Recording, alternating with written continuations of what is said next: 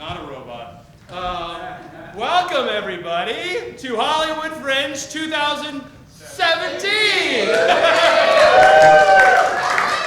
All right, so this is my favorite part. You can see a lot of new faces.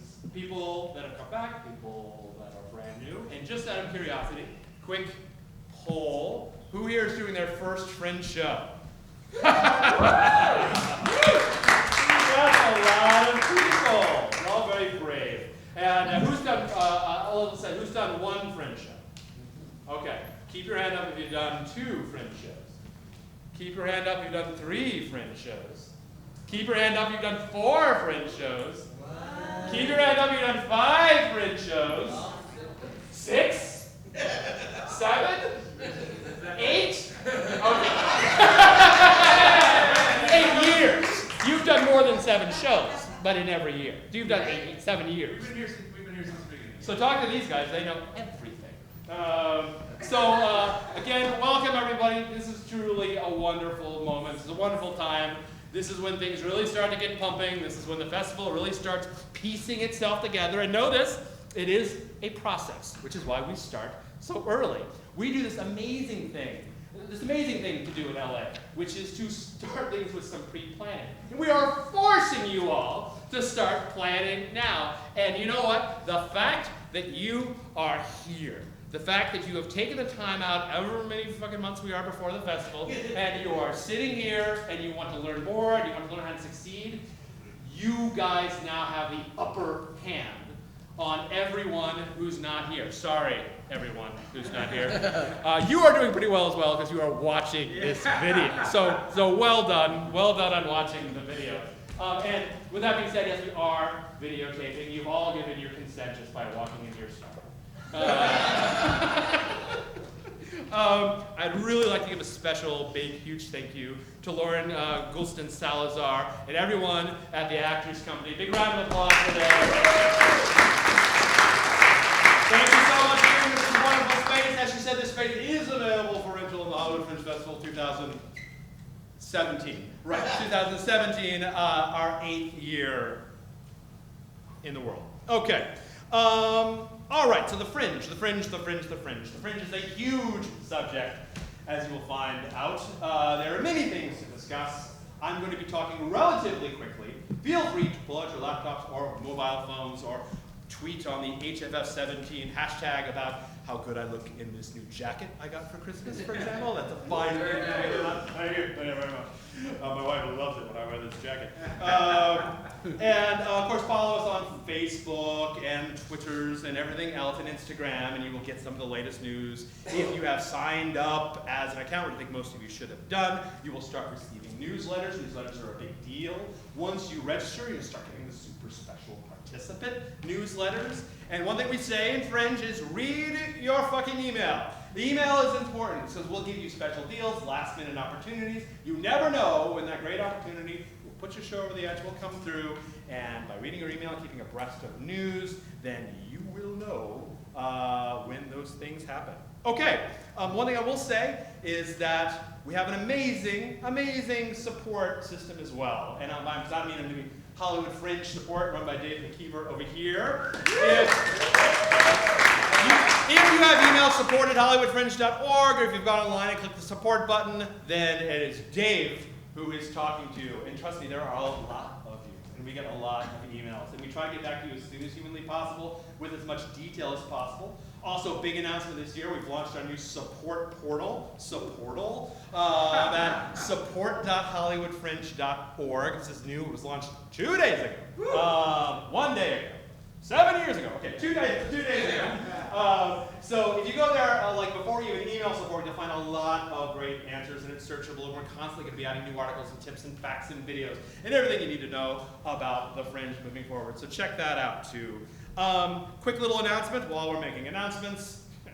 We are looking for interns. So if you've got, some fellow friends in college and whatnot that are looking for internships, We do have several opportunities. Have them email internships at hollywoodfringe.org. It's easy to remember, internships at hollywoodfringe.org. Okay, so today we're going to talk about the registration process and a little bit about money. There will be some rudimentary math. Sorry, you liberal arts majors. Rudimentary math, addition and subtraction we're going to be talking about. Registration is a very important topic, something everyone should be thinking about right now. There have been some changes this year, so even for you veterans, it's a little bit different, and I'll explain how. Then we're going to have a Q&A, so please hold your questions until the end of the performance. Unless I say something that is so mind-boggling confusing that you feel that everyone has big, you can see the floating question marks above their head. And they're like, this guy, I have no idea what this guy's saying. So I'll know this, if you raise your hand, and anytime while I'm speaking, that means that I have said something so utterly confusing that it needs to be addressed right then. But otherwise, please hold your questions until the end, and we'll get them all in. After this, there's a mixer. Fringe is about mixing a little bit. It's mixing here, it's mixing at Fringe Central, it's mixing at bars and clubs and theaters around Hollywood during the time, and our office hours program, which I'll talk about a little bit. It's about meeting people, getting to know people, and building community. So that's why you all have these spiffy little name tags, so people know who the hell you are.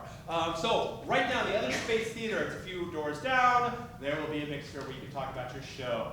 And big props to anybody who actually has flyers yet. I mean, that'd be amazing. Okay, here we go. We're going to start out with a question. What is the Hollywood Fringe Festival? This was the only time that I'll answer this question, so please pay attention. What is the Hollywood Fringe Festival? First, to understand what the Hollywood Fringe is, you must first understand what a fringe is, and this is the beginning of the fringe. Well, it all started in 1947, shortly after the war. The world was looking for some sort of festival to unite us and heal us from all the terrible shit that went down. That festival was not the Edinburgh Fringe Festival. That festival was a festival called the Edinburgh International Festival. And this is a city in Scotland, which I'd highly recommend go to. It's very pretty. And in August, it's ridiculous. The festival's huge. In any case, a lot of Britons at the time were not invited to the Edinburgh International Festival, which had all of the high art stuff you'd expect, like opera and ballet and et cetera, et cetera. You know, people with wings floating. I don't know what the fuck I'm talking about. Okay, anyway, there was a big international festival, hoity-toity type, invited, curated thing. And a lot of Britons weren't invited, and that pissed them off. So they would show up along the fringes of the festival. You see where I'm going here?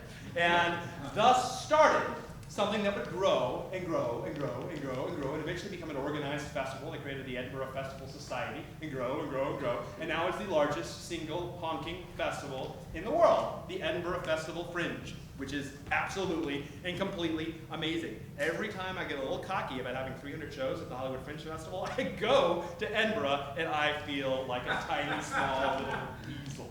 It's like, because it's a wonder of the world. If you haven't been to Edinburgh in August, you go to Edinburgh in August, especially if you like fringes, it will blow your mind off. Amazing time. In any case, after that, this model, this open access model, anyone can join, that there's no censorship, that there's no curation, that there's no people, you know, up in the sky determining like you are good art and you are bad. There's eliminating that. And it's up to the audience to choose their own adventure. And that's what the fringe becomes. And this fringe model grew and grew and grew and grew into all cities all over the place. Each city has a different type of festival, different models, different owners, and different managers and different participants. Think there's no one big fringe organization in the sky that runs all the fringes. Think of the word fringe like you think of the word bakery. It's generic, and it's defined by each individual outlet. And we are different than any other fringe in the world, just as the San Diego Fringe is different, just as the San Francisco and the New York Fringe and the Atlanta Fringe, and on and on. They're all completely different. So in any case, that's great. And I'd strongly suggest checking out other fringe festivals because they are a blast. Blowing through our history, 2010 was our first year, and it was amazing. It was very tight and unique and wonderful, and it'll never be like that again. It was this precious little thing, and we only had 187 shows. And it grew from there. 2011 was the year of the tent. For those who remember that, the tent was amazing. It was a good time. It was like a party underneath the tent. 2012, we went to what is now known as the Paint Store, which is now a paint store on Vine in Santa Monica. That's Fringe Central. It grew and grew and grew, sold more tickets than ever before. In 2013, we added an additional week for the festival. What on earth were we thinking? Why did we add another week? It's so much more work. 2014, of course, the 5th year anniversary. The tent returns because, frankly, we lost our spot, and now we were on a parking lot again. So fun times. 2015, another fantastic year, wonderful year. We started hosting Fringe Central the Dragonfly. 2016, last year, Sacred Fools enters our wonderful world. That was a big deal. And a lot of crazy shit happened in 2016, and we don't go into that. That's the basic, 2-second history of what it is. So let me tell you what, I told you I was going to talk fast, I'm from the East Coast. What is the Fringe? The Fringe is a performing arts festival. We don't say theater festival, it's a little too specific. We don't say arts festival, it's a little too generic. We say performing arts festival, and indeed it is the largest performing arts festival in the city of Los Angeles, and depending on how you count, the largest in these states of America in which we live right now. It is open access, meaning anyone, hello, welcome, please. You make you all walk of shame on stage. You do a good job. It's open access. Anybody can join. There's no curation. It's an idea factory. It is community centered. At our core, at our heart, it's about a community. It's about a wonderful place where we can all support each other. That is the wonderful, sparkly, divine part of all of this, is that none of us in this room and beyond, everybody watching, are competing with one another. We're not competing. Much rather, we're linking arms. We're working together. We're trying to create something. It's idiotic to be in theater, which is obviously under assault from multiple different fronts, and compete amongst each other. It's insane. It's the definition of insanity. Much better is to share audiences, share help, share resources, share advice, share ourselves, share our art with each other, and then we actually have something. And that is the special, wondrous community of the Fringe that is reborn every year. And that's the wonderful thing. It is an opportunity to try experimental work and new ideas. I'll tell you something I don't say to the press. It is a place that's safe to fail. I don't say to the press because it sounds like we're a bunch of amateurs, but I say it to you. I say to you, it is a place that's safe to fail. If you were going to do a big show at a decent-sized venue over the course of 8 weeks, it's a big musical, big budget, what have you, you're going to be spending upwards, if it's a musical, upwards of six figures. You can be in that zone, and you have everything to lose. It could be ruinous for you. You do it at the Fringe, you can mount a show for $1,000. You could mount a very stripped down show for $1,000 with 4 or 5 performances and a registration. And you know what? If it's awesome, you have the chance to be the big sleeper hit of the Fringe. And everyone's talking about you. I've seen it 1,000 times. I've seen it 8 times, 7 times. Shit. I'll get the number right by the end of this. But if it doesn't go well, I mean, you're going to sell some tickets. You're going to defray the cost a little bit. You're not going to be ruined. You're going to live to fight another day, and that's the big thing. And so be experimental. Be out there. You will find that these things are weirdly rewarded in this strange little community in which we live. Fortune favors the bold here. It is an opportunity to refine existing work. We're not saying it has to be new. We're not saying it has to be fringy. I hate that adjective. It doesn't need to be fringy. Well, that's like fringy. It doesn't need to be that. It doesn't need to be that. You can do Hamlet. You can do a perfectly straight version of Hamlet and make it brilliant and succeed at the Fringe. Like, I would say maybe don't do a 3-hour show. That might work against you. But all the same, it can be something you've done elsewhere. It can be something you've toured with. It can be something you want to use as new audience that you might get through the Fringe, be you outside of LA or in LA, finding a new audience to refine your work as an artist. It is an opportunity to build new audiences. There are people that go to the Fringe every year, no matter what, and they see a whole bunch of shows. And you are now have access to that audience. And if you're smart, and we give you the tools to do so, you can take that audience with you for your next endeavor. Let's talk about it isn't. It isn't curated. It is not a curated thing. And I think we've covered that rather well. It isn't a place to send your play for us to produce. It happens. We get scripts. We're like, it is a place for you to bring a produced show. We do not produce your show. It's not the Humana Festival, which is a fantastic festival, but that's not us. We are a festival where you bring a produced show too. Fringe is not an aesthetic. Some people disagree with it. Some people think Fringe is an aesthetic. We do not. Fringe is an operating model. Fringe is an opportunity. Fringe is a community. It's not an aesthetic. You guys build the aesthetic every year. Our aesthetic changes every year. It changes every theater and every hour that you go to during the Fringe. Don't feel that you need to catty corner your show into the weirdness of fringy zaniness. You do not need to be, you focus on what works for you as an artist. Don't feel that you need to be sit into a box. And it is not a place for jerks. Now, I'm going to tell you a little story that I tell every year around this time. It's so great because most of you audience has never heard this story before. It was 3 or 4 years ago, I totally forget, and we were in the theater and was giving this speech that I've now given 7 1/4 times. I'm up here, and there's this person in the audience who's clearly not picking up what I'm throwing down. Like, he's just looking at me like giving this sort of look. And I'm like, I'm trying to ignore the negativity. I'm going to talk to everyone who's into it. And I get to the part where I say, the Fringe is not a place for jerks. And he walks up, goes, oh, and runs out the door. And I'm like, one down! So yes, be kind to one another. It's not a competition. Be respectful of other shows. Be respectful of the venues in which that allow you to be in their space for a fraction of what you would otherwise get that venue for. Be respectful of your bartenders. Be respectful of people working at the venues and at the box offices and for God, the security people. Be respectful of everyone. Something I truly believe is that you can tell the character of a person by how they treat their waiter, waitress, bartender, anyone who's trying to serve them. You want to find an asshole, find the person who treats their waiter like an asshole. That's the asshole. So think about that. Don't be a jerk. Think about that every moment. That's not rewarded. It is punished here. And everyone should punish jerks here. You should be like, out of my theater, I'm not interested in your patronage. Like we've kicked people out of Fringe Central for being jerks. You cannot be a jerk. That's the only rule. Otherwise, do whatever the fuck you want. Just don't be a jerk. And I think we can rally around that when we've got something special. Okay, I'm gonna throw some dates at you now, and you're all gonna feel like you need to write all these down.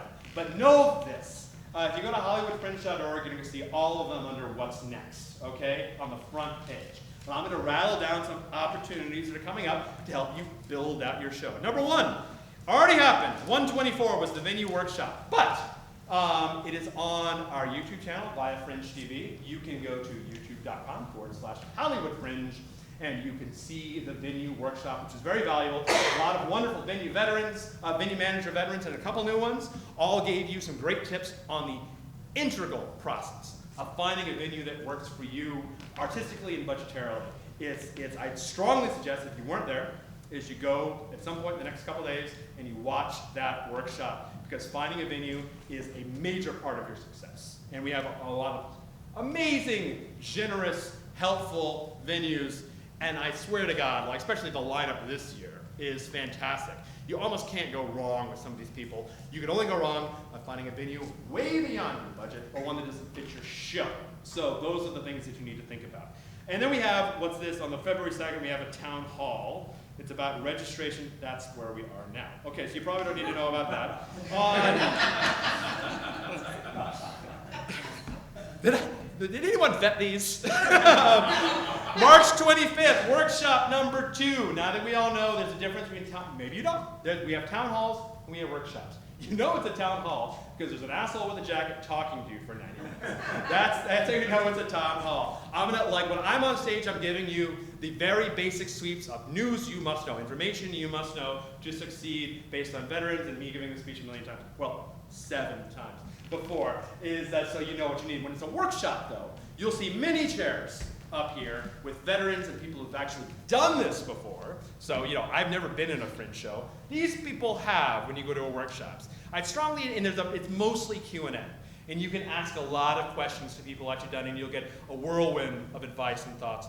If you can't make any of these, keep in mind we do videotape them all. So you can still watch them all on our YouTube channel at youtube.com/HollywoodFringe. Okay, workshop number 2 is 1 p.m. on 325 at Hudson Backstage. We're focusing on money and promotion. 2 extraordinary things you're not supposed to talk about in polite company, but we talk about them because we're not polite. Workshop number 2, money and promotion, that's 325. On 4/6, town hall number 2, we're going to focus on marketing, everything you need to know about marketing. And by then, you'll all be registered, right? Because registration deadline is 4/1. You'll all be registered, and I will go through with you, step by step, all of the promotions that are available to you in the participant packet. So when you register, you avail yourself to tons of discounted to free promotions. So check that out. That is 4/6 at 8 p.m. at Sacred Fools main stage. On 8 p.m. on 4/24, workshop number 3, final preparations and the festival expectations, and that's at Studio Stage, one of our new venues this year, right over here.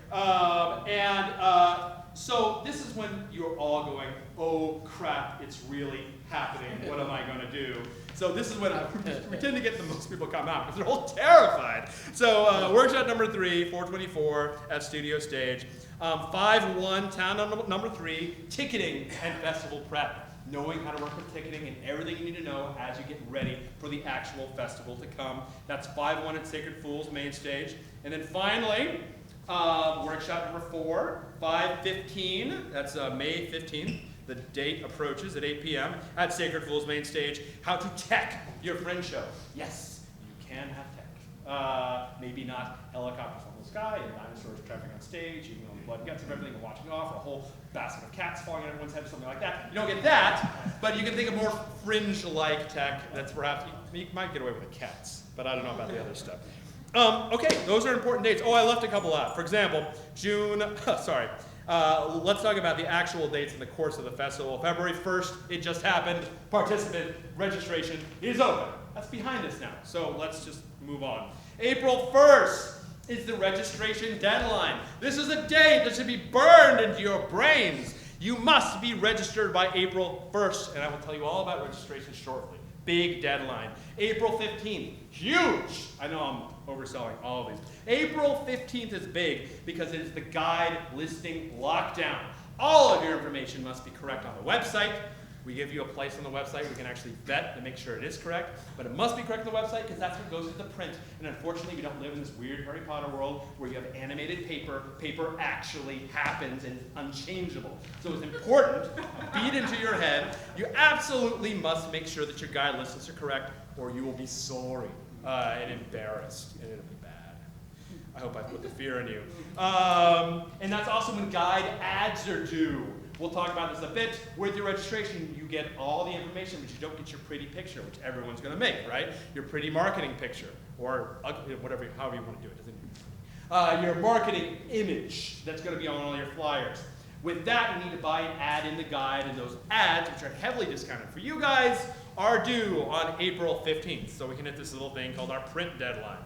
June 1st, via Footlights. Mr. Peter Finlay's been our sponsor right up there at Footlights. And you're all going to get some Footlights programs from him as well. June 1st through June 6th. My God, it's already happening. I feel we just started. It's previews. Its previews have begun. June 1st through June 6th. We'll talk a bit about previews. I suggest booking at least one preview performances because that's when people are out reviewing, seeing things, right? And that's when you start building the word of mouth. June 7th. You cannot book a performance on June 7th. You have to come to the party. You absolutely must come to the opening night party on June 7th. There are no shows, so you have no excuse for not coming to the opening night party and meeting people. It's not loud or crowded at all. Bunch of 800 theater people in our room? No, not loud. June 8th through the 25th is Fringe Festival 2015. Nice proofreading, Kyle. Yes, the 2015 Fringe Festival is June 8th to the 25th, 2017. June 2017. It is 2017. June 25th, last date. Our awards and closing night party. And after that, you'll hear about the Encore Awards later on, about our extension programs. There is life after Fringe, believe it or not. There is life after Fringe. We used to have a party on the last Saturday called the Party of the End of the World, but it's not actually the end of the world because you go off and then you come back, like a lot of you do. All right, okay, I'm done with dates. We're all done with dates, and I'm going to start talking faster. Yes, Con, I know. Registering for the Fringe.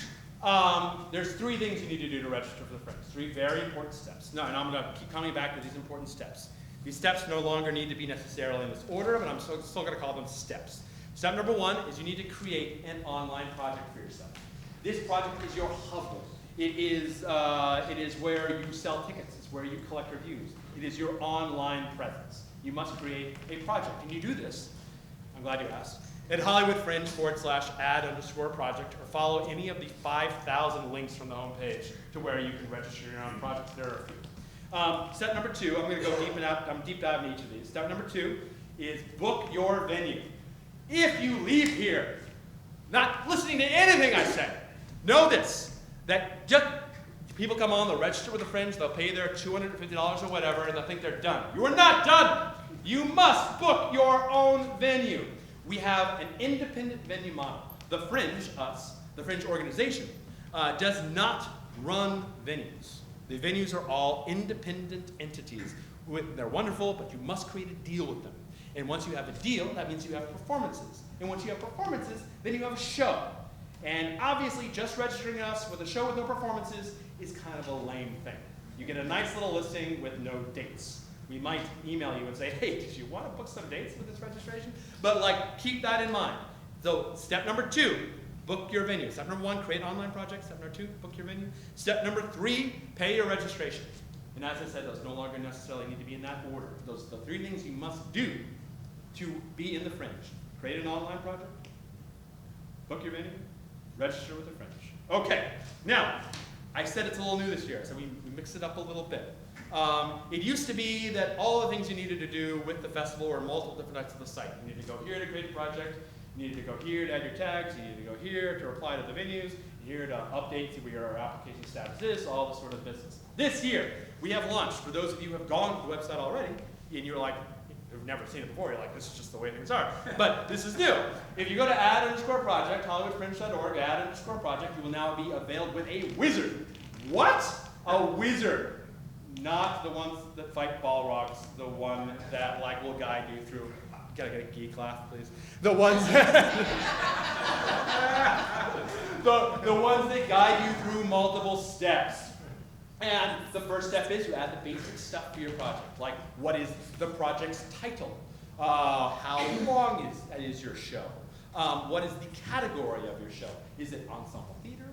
Is it dance and physical theater? Is it our new category, immersive theater? And that we have not added a category in a long time, but this year we added one, and it's called immersive theater. So for those of you who have immersive theater shows, you're in luck. There's now a category for you. You're adding your basic information. Step number 2, we're asking you some more detailed questions. These questions, like when are your conflicts in June? Or when can you meet at the space, are specifically targeted at venues. They're answers to frequently asked questions by venues. So know that this information will be sent to any venues that you want to apply to. Then you'll be asked to apply to venues. That's really sweet. On one side, there's some filters. On the other side, there are all the various spaces that you can apply to. And you can narrow down those spaces by filters, by size and whatnot, and amenities. And then you may go and apply to one or multiple spaces. Okay? So this is just the application process to put your show on the venue's radar, and you go into their dashboard at that point. So they can track you and track your application process. Okay. That is the big change of this year. So, and then you can register. Boom, you can pre-register. So you can pay your $250 and just be done with it and never need to come back right there. You can also wait and come back later. If you go to your project page, there's a big button that will say complete my registration. As long as you are registered by April 1st, you are great. You're doing a fantastic job. Okay? And then you have an opportunity to buy some ads and pre-buy some ads if you want to. So all of that in one nice little registration wizard for you. So that is what is new. Let me tell you a little bit about your project page. So this is, remember, step number 1. You're creating an online project page. This is your hub. This is your hub for ticket sales, for reviews. This is the link you're going to share. And there's a short link too, and it's on the page as well. So if you want to add it to your Twitters, there is a short link you can add. So It's very important. You can add video, you can add images, you can tag it, which will help people find your show based on certain qualities of the show. It's important to make this page as expressive as possible, as it is where people will go to actually buy tickets. So make it compelling. Put as much artwork as you can on it. And remember this, and this is important. Nothing is locked down, ever. But we strongly suggest you get it locked down by April 15th, because that's when we go to the guide. Remember, go Harry Potter, Potter paper, etc. So you don't even need a show yet. You can call your show TBD Awesome Musical. You don't need to lock anything down until April 15th. So keep that in mind as you go through the wizard and you feel you're making these life or death decisions, you have time to come back and revise. So keep that in mind. Okay, fantastic. Let's talk about booking your venue a little bit. Now, we have wonderful venues, as I said, already on board, but let's say they aren't necessarily meet your artistic needs, or you have a very good deal with the venues that's on that list. You may bring your own venue. We suggest that if you want to bring your own venue, yes, you can go to hollywoodfringe.org/venues, and there's a button that says Add My Venue. But we strongly suggest, because we're going to reach out to you anyway, that you email support@hollywoodfringe.org, and they can fill you in on a few things like insurance requirements for venues. We do ask that all venues have insurance because, you know, legal shit. So there you go. Now, all of the venues are within a specific part of Hollywood. It's the Fringe zone, as they say. And those parts are Franklin Avenue, Normandy Avenue, Franklin Avenue to the north, Normandy Avenue to the east, Melrose Avenue to the south, and Gardner Street to the west. All venues, with the exception of WeHo scholarship venues, and I'll get to that, all venues need to be within that area to participate in the Fringe. So think about that when you might be looking for your new venue or you're interested in starting your own venue. Now, when you go through the wizard, remember the wizard, and you apply to each of those venues, follow up. If you go to hollywoodfringe.org/venues, all the contact information is there. Call, email, don't email every freaking day. They will get back to you. Like, be respectful, remember that, all that bit. But do follow up with your venues. Be professional. Present yourselves. Go see the venues. Take tours if you can. Determine if the venue is right for you. Talk to the venue managers about each venue. Pricing has a different model, so find what works for you. So follow up with your venues. Don't assume that just applying is the end-all be-all. Do follow up. Ultimately, before you are officially booked, you need to sign the dotted line with your venue, and then your venue will add your performances to the website. Got it? So your venue will add your performances to the website, and when they do, you will be alerted. Hey, there's a new deal waiting for you from this venue. At which point, all you need to do is say, accept deal, or don't accept it if you don't like it, accept deal, and then all those performances will be registered. Now, if there's any questions lingering in your mind about this process, please hold on to those and we'll answer all those questions. I want that part to be as clear as possible. That the venues actually need to add your performances into the site. And then you will see them and you'll be like, aha, I now have actual performances. Now I have registered, now I have a show, and I'm done. So keep that in mind, okay? All right. Things to consider when booking a venue, obviously, price, your budget, capacity, how many you can seat, location, where it is it in a favorable place for what you want to do, the quality of the venue. There are palatial, wonderful venues, and there are venues that are more on the, the humble side, and the price usually is reflected on all of that. Figure out what you're looking for. Production fit services available that they provide you, the times available. Do they have X amount of, do you need all 8 p.m. Saturdays? You're probably gonna have a hard time getting that, but because there's only a few Saturdays. But are the times that are available good for what you're looking for from a marketing perspective? So just really quickly, I know we have some venues in here. Raise your hand and maybe we can get some quick introductions of venues. Come on.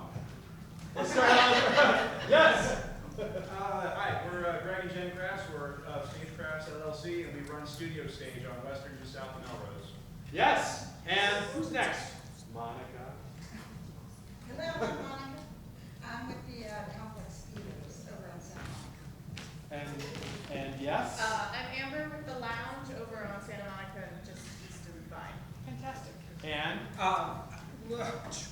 Hey guys, I'm Matthew Quinn. I run Theater Asylum. I run actually 4 venues all throughout Hollywood, and I just added one now. I just added 2 more.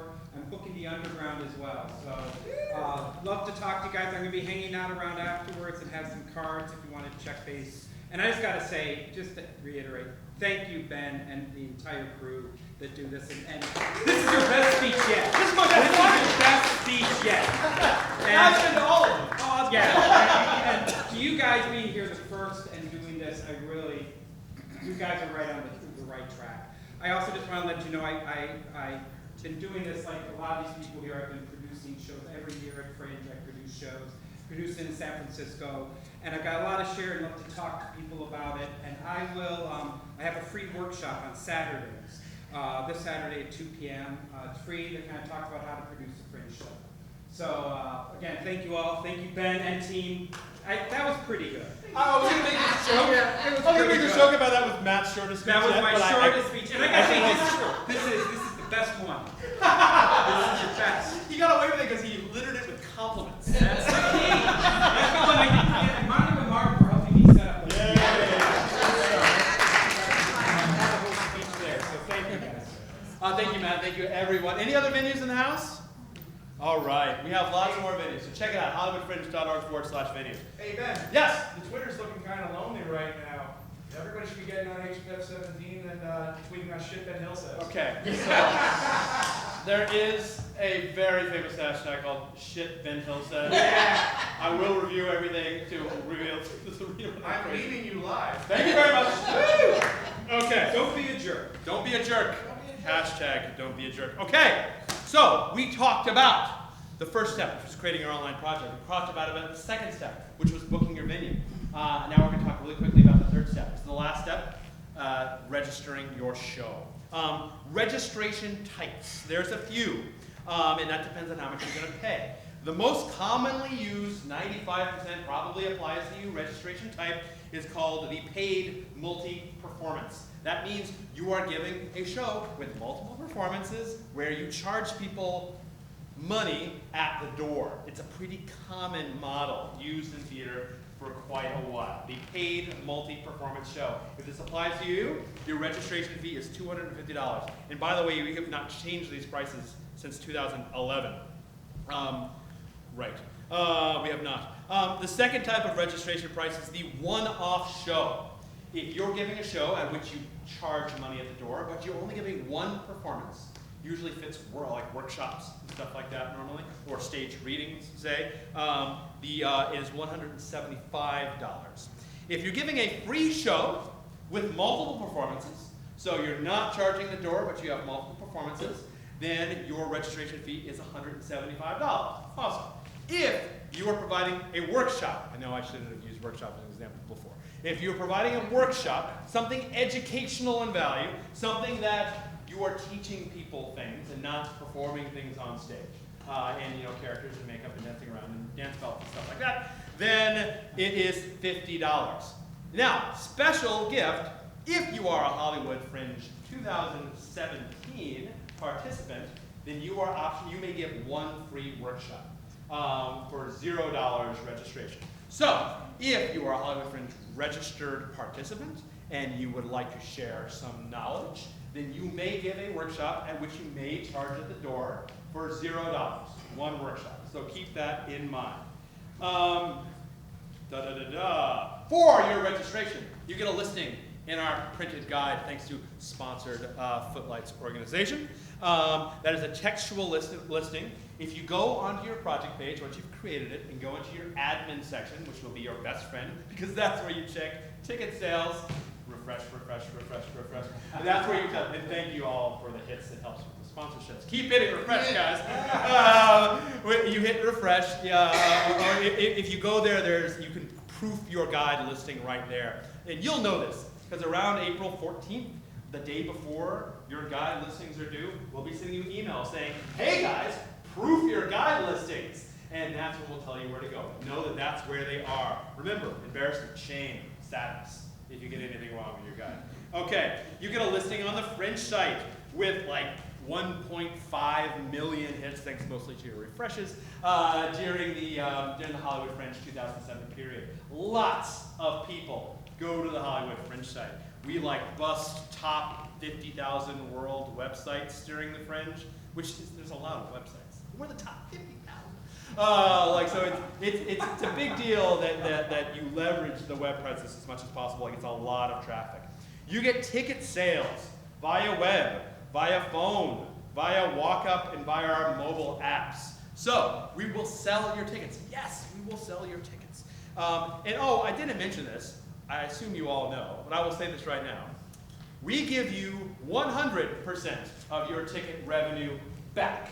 We don't keep any. So you sell a $5 ticket, we give you $5. You're saying, what is this madness? How you possibly stay viable doing this? In the fact that we own our own ticketing system, so we can, that little service fee on top, this is $1.75 a ticket, more or less.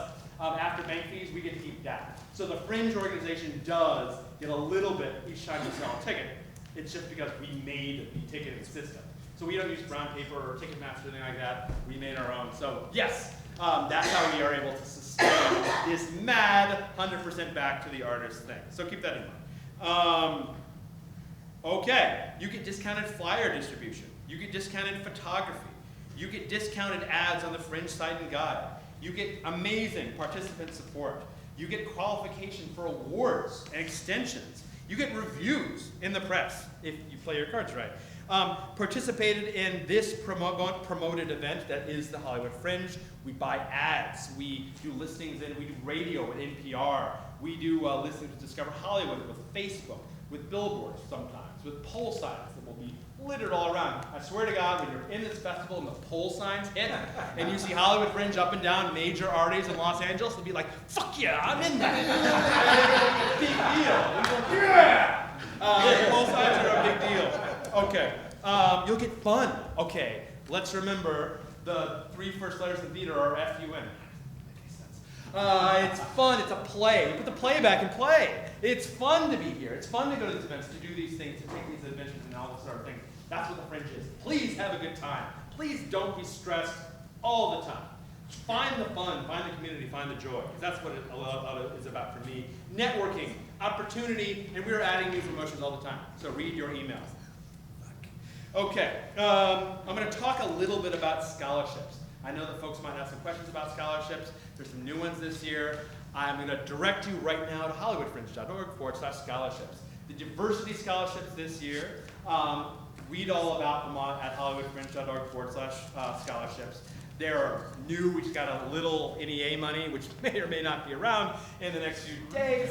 But right now, we have an NEA grant to help you guys with the scholarships. We're going to honor it whether we get the money or not. With the scholarship, if you are from a diverse background, as is defined on the website, so read through that, then you might be you might avail yourself of a scholarship program. And with the scholarship program, you not only get free registration, you get 3 performances.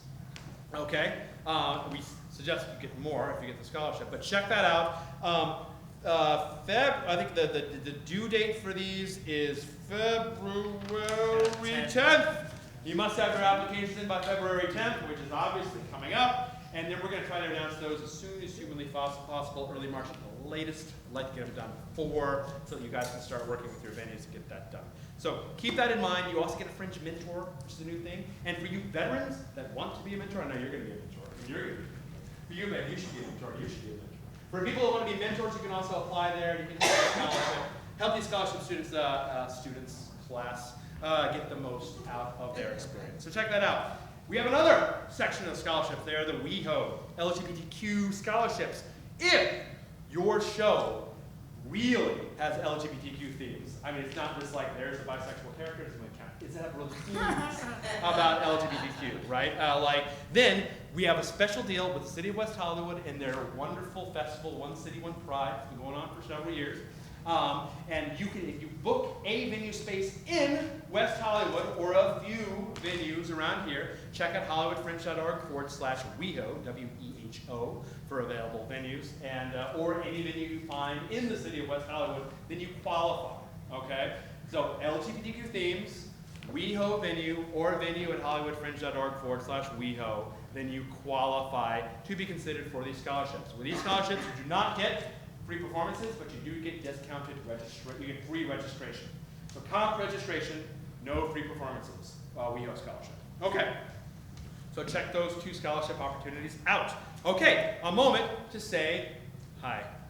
Are you an international show? You're probably not here, but I want to say that we welcome you to join the Hollywood Fringe 2017.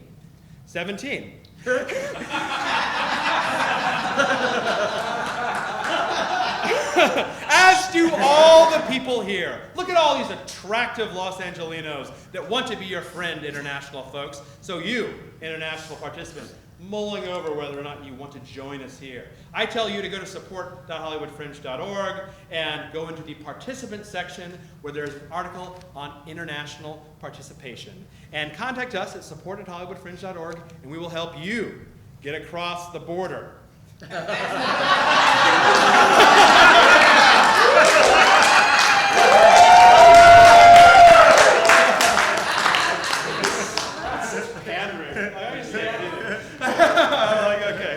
Okay, thank you for your time. Okay, everyone say hi to them. Hi! Okay, great. Thank you all. Okay, we're going to talk a bit about money, then we're going to get to your questions. I know you have questions because it's not the simplest 1, 2, 3 process, obviously. There's vagaries and different ways you can do. We provide you a buffet of choices, right? And that's why it's a little complex, because you can choose your own adventure. There's some people out there with an $800 budget. And there's some people out there with a $10,000 budget. So we give you the opportunity to do whatever you want to do based on what you want to do it. Basically, we want as many people to participate as possible. So that's why the basic prices are so low. To avail yourself to massive marketing and everything you want to do, you can do that. So as a result, it's not a cookie cutter process. It's an adventure that you guys get to choose, and we're here to help you choose it. So if there are any lingering questions at all to that process that I just mapped out, feel free to raise your hand and ask a question, or feel free to email support@hollywoodfringe.org. We are here to help shepherd you like Sherpas through the process. So there you go. Okay, money. I'm going to talk about it. I'm going to talk about money. It is in our interest, Fringe organizations and in the venue's interest, that you do not lose money. We do not want you to lose money. If you break even, great, fine. You've broken even and you've made art and made the world a better place. You've broken even. If you make money, fantastic. You know, great. You can put it towards your next production. But ultimately, we don't want you to lose money. So, make a budget. That's the big thing. Now's a good time to make a budget, because you probably know how much money you have. If you don't, ask Wells Fargo. Make sure you don't have 15 extra accounts while you're at it. But ask Wells Fargo and see how much money you have available to put together a budget. Number 1, biggest, most important thing, the people that fail, the shows that fail financially, even the ones that sell a bunch of tickets, they fail financially. It's because they didn't plan. I know we're mostly theater majors and fine arts majors. We didn't really pay a lot of attention in math classes. I was so tired of rehearsal last night. But still, we're talking about basic math. Spreadsheet, if you can go use Google Sheets and put together a quick budget, that's fantastic. If you don't know how to use Google Sheets or Excel, something like that, find something that gives you a really simple thing. It's not that hard at the end. Okay, so let's talk about it. We talked about the different rate registration fees. Most of you are going to be at $250. The max is, unless you're doing a free show or a one-off show or just a workshop, assume you're going to pay $250 minimum. That's for the registration, okay? Then the venue rental. The venue rentals vary wildly. And talk to the venues and learn about what their prices are, what their pricing models are, what packages they might have to accommodate your requests.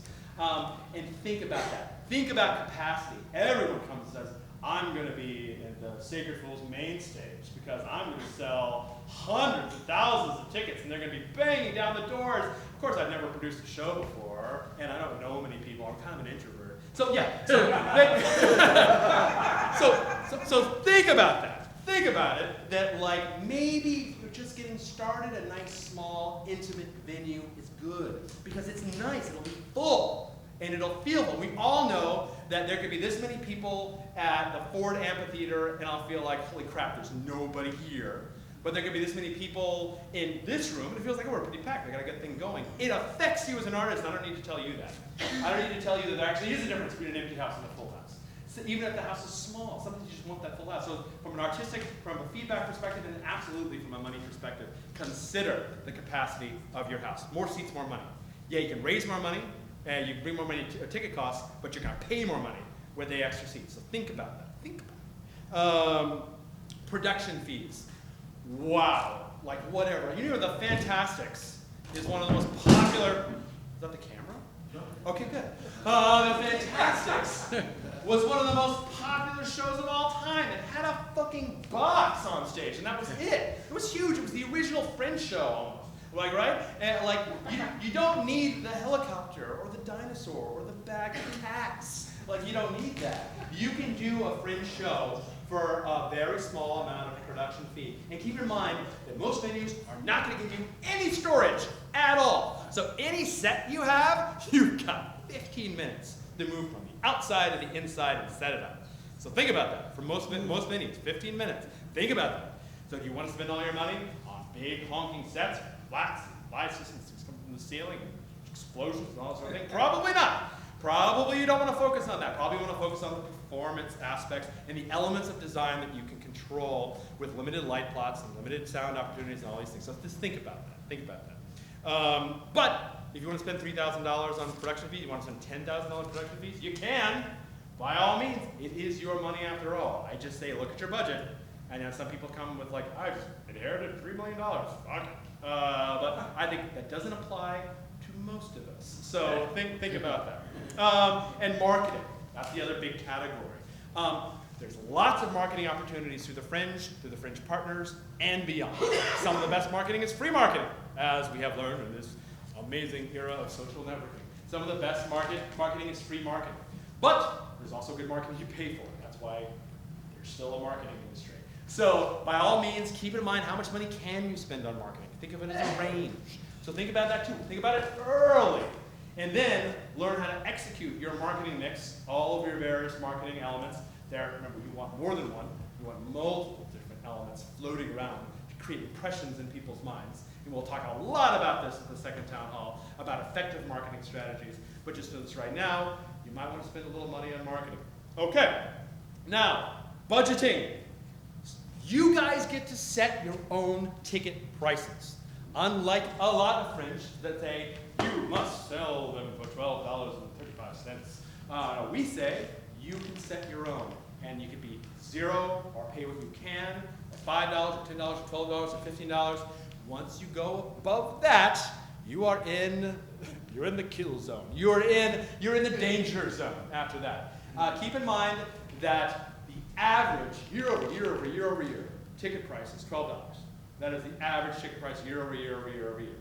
Now, some people do sell them for $20, but you know what they have? They have built-in audiences. They know people are going to come and pay $20 to see them. That's why their seats are $20 each. Okay? So beware. If you go above 20, you were in just the no-fly zone. You were in pure danger zone. So keep this. Think 12 as a base and adjust. If you go down, more people are going to come. The big commodities of people during Fringe are time and money. So when you're setting the duration of your show, think the shorter, the more likely that people will just say, fuck, I can see that show. Because it's only 30 minutes, 35 minutes, 40 minutes. If it's a 2-hour show, people might think twice. Because a lot of people are seeing multiple shows. That's the one commodity. The second commodity is money. And that is how expensive is the show. So you have a $12 show that's 40 minutes long. That's about average for the whole Fringe. That's sort of the average. So go above that at your peril. And think about why. Tell yourself a story about why. Like, I'm doing this because I know that my mother has lots of friends and she's bringing everyone in her various organizations to see it, and there's thousands of people there. Like, that's my story I'm telling myself to justify my $15, $17 ticket price, okay? So think about that. Think about it. Yes. Okay. We're going to use a word called nightly gross. And this is how much you make on a single show. You take your capacity, the amount of seats in the venue, times the ticket price, $12 is the average, times the sell-through rate. Now, when I used to produce theater, I would budget with a very pessimistic, a reasonably pessimistic 60%. I would use the magic 60% number. Adjust that as you will. If you're just starting, try 40%. If you know you're super popular, try 80%. If you are an incredibly positive person, try 100%.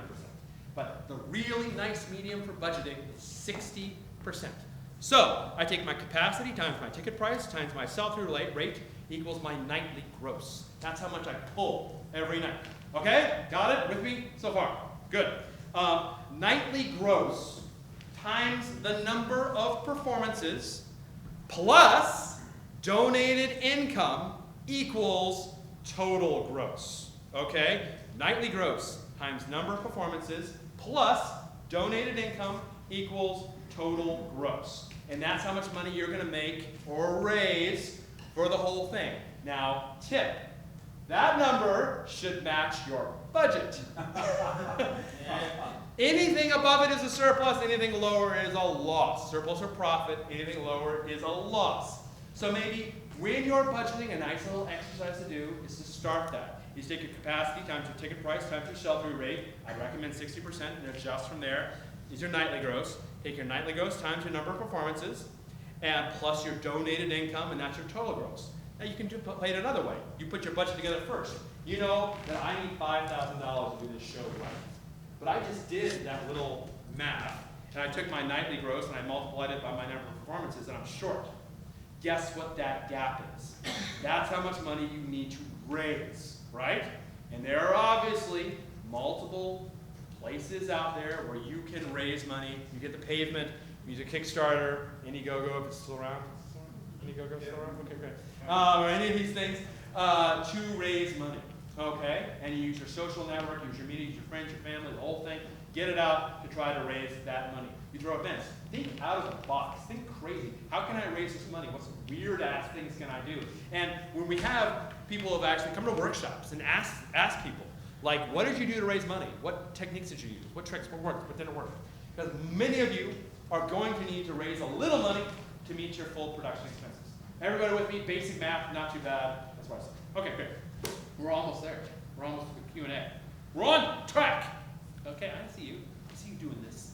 I know what that is. I know what that is. I'm going to sit here and take a nice drink of water, Dave. Okay.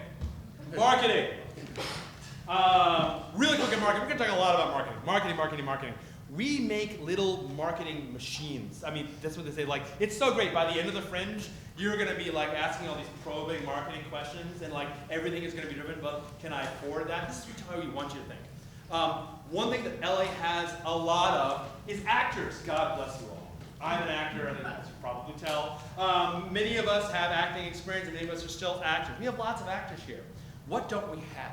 We don't have a lot of producers, theatrical producers. Plenty of fucking film producers. We don't have a lot of theatrical producers. And one of the things that we're trying to do here, and why you're here, and what the workshop series and the talent series is about, is to give you producer training. So keep coming, and we'll give you all the secrets of the trade that we can possibly give you in as much time. And by the end of Fringe, even the humble, I thought I was just an actor, you will be also producers. And you can say that to all of your friends and family for the rest of time.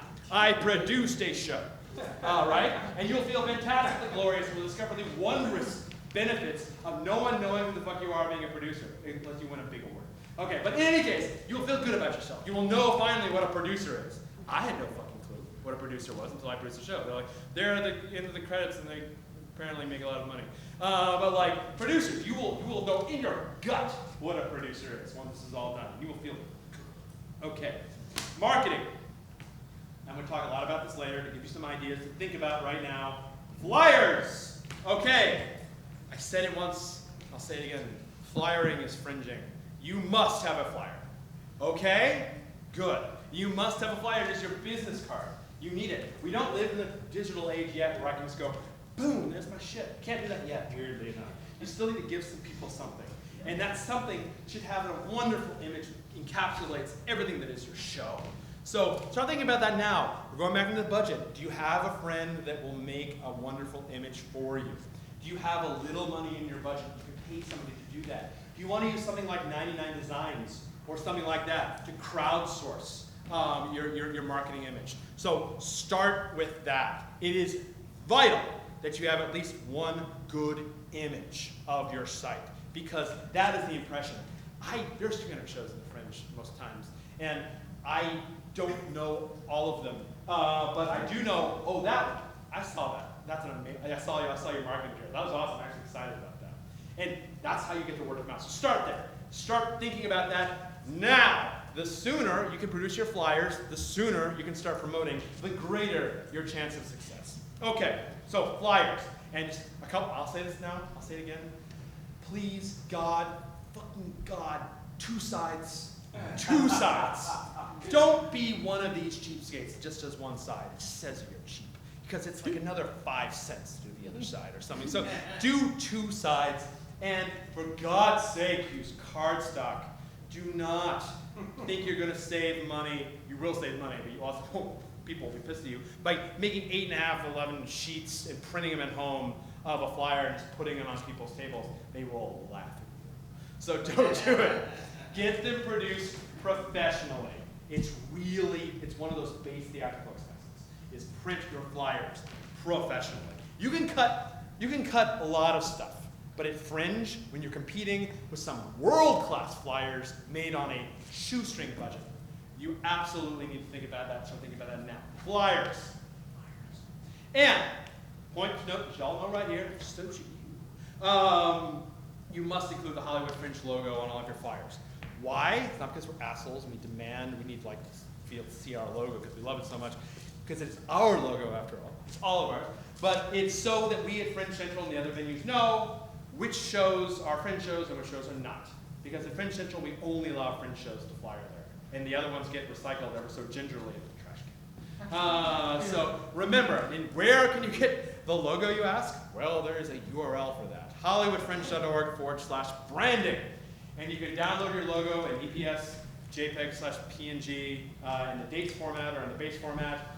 Tip, if you're working with a graphic designer, you guys don't know what an EPS is. That's what they want. They want the EPS. Send them the EPS file. Because EPSs can go big and small and sideways and up, and they'll look good no matter what you do. So your graphic designer wants the EPS file. Very good. Okay. Ad buys, online and print. We offer them through the Fringe. You can buy them right now. You can reserve your guide ad right now. As I said, with your registration, you get the little text thing, which is good and valuable, but you might also want that beautiful image you're creating to adorn the Fringe guide, right? You want that in there somewhere, most likely, if you can afford it. We make it incredibly cheap. I told Peter what our ad prices were. He runs Footlights, and he laughed at me. He was like, "Are you kidding me? You're giving them away. We're giving them away." So yes, think about it. Think about buying a Fringe ad if you can afford it. I believe the quarter-page ad started at $125, and everyone who comes to the Fringe Festival picks up a guide, and then they'll see it, and they'll see your wonderful ad. We'll go over details about text placement and all of this. I'll just say this right now. Make it legible. Make sure that the information you want is out, and make sure you follow the freaking directions. So like, it's CMYK, your graphic designer will know what that is, they'll know about what bleed is, they'll know about all these things. Make sure when you go to HollywoodFringe.org/market, which is where you buy the ads, that you share the details of each of those ads with your graphic designer. They'll know what it means. If they know what they're doing. Social networking, HFF17 is the hashtag. Burn it into your brain. Let us use Twitter. Let us use Twitter. They're not paying me anything. I'm just saying let us use Twitter because it's a really nice place to communicate. I don't use Twitter at all, except when I think there's an earthquake and during Fringe. And I post an hashtag HFF17. And so you can easily go through and see what's going on. It's a great way. Twitter forms its own community. We'll announce Twitter chats coming up, which is a place to introduce yourself through Twitter. And people know each other sometimes. Oh yeah, from Twitter. Literally, a little mini community in the Fringe creates there, and it's actually very effective networking. And yes, there's also Facebook as well. And yeah, by all means, create a Facebook page. Fantastic. And then note that for anyone to see it, you do need to throw money at it. Okay? Gone are the days when people subscribe to a page and actually see your posts in their feed. Gone are those days. You have to promote everything you post on a page for anyone to see it. We do. Every time we post something on Facebook, if we want more than 5 people to see it organically, we need to put money behind it. So include that in your budget. And we're talking about dollars per post max. We're not talking even about a lot of money. But another really effective thing that we do is Facebook ads. There's actually, we get a lot of click-throughs through Facebook ads. So think about that as well.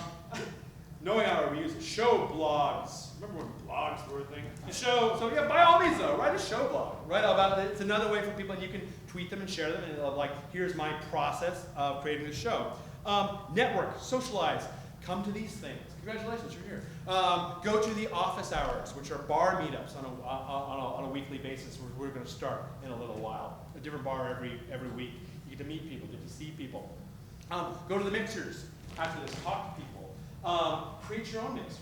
You know, you're like, hey, we're in the same venue. We should go out. We should talk. We should talk about how we can share resources and whatnot. You know, use the site to find out who people that share something with you are. We both have shows about zombies. Like maybe we should start a zombie, continuum or something like together, and like you go out and take over the world and eat them. Something like that. Like think about ways that you can work with other shows. It's fantastic. Socialize, network. Come to Fringe Central when it's open. That is a great place to meet people that share something you also share. Okay. We're still talking about marketing. We're almost done. Put together a press plan. How am I going to get the press to come see my shows? Start thinking now. We're going to talk about this a lot. But start thinking now about press packets. Start learning about how to write a press release. There is a way to write a press release, and there are millions of ways not to. There is one way to write a press release, the way that they want to see it. And you don't create PDFs and attach them, you make them inline, there's a certain expectation of where text is placed. You don't want to make it difficult. Press are very lazy. They like things to be just so. So if you want a press release to be effective, you must make your press release professional, and there's a certain way to do that. So start reading press releases from big companies. You'll learn how press releases work. And also you can go into the support.hollywoodfringe.org. Under participants, there's a article there understanding how the press works and how to communicate with the press, and the press that normally covers the Fringe that will get you started. Okay? And start putting together a press list. Press list is every theater company's treasure. They developed over years all the contacts in the press that they put together. Now is the time to start putting that together. Get a MailChimp account. They sponsor your favorite podcasts. So get a MailChimp account. Start developing a newsletter. Start developing a newsletter system, a way to get the word out. So start thinking about that now. Know your audience. Again, we're going to talk about this. But categorize people, types of people in certain demographics or what have you that would have a natural interest in your show. Create personas. Steve likes to go to comic book stores, is especially fond of spider-oriented superheroes, and they enjoy, they also enjoy bubblegum and eat candy at candy stores. Figure out these people, who they are, and then that will help guide, give them names, make them real people, and that will help guide you how to find Steve. Where does Steve shop? Where does Steve eat his breakfast? Where does Steve go to the movies, and what movies does he see? Put together a whole life of Steve, and then you will go out and find Steve. You will find him, and then you will tell him about your show and make him come to it. So think about that. Put together these personas. And then, of course, come to future town halls, and we'll teach you even more about this stuff. Okay, I got one last thing to say, and then we're going to do Q&A. And that's the big, soft question of why we do this. And this is important. Yes, we all want to put our shows out there. We want to make a name for ourselves. We want to be a success in the eyes of our peers and family. I think all of us want that. And we might even want to make some money in this world. Absolutely. But there's something larger, isn't it? There's something about this festival that's different than other festivals. There's something that's about the community and the love and the support.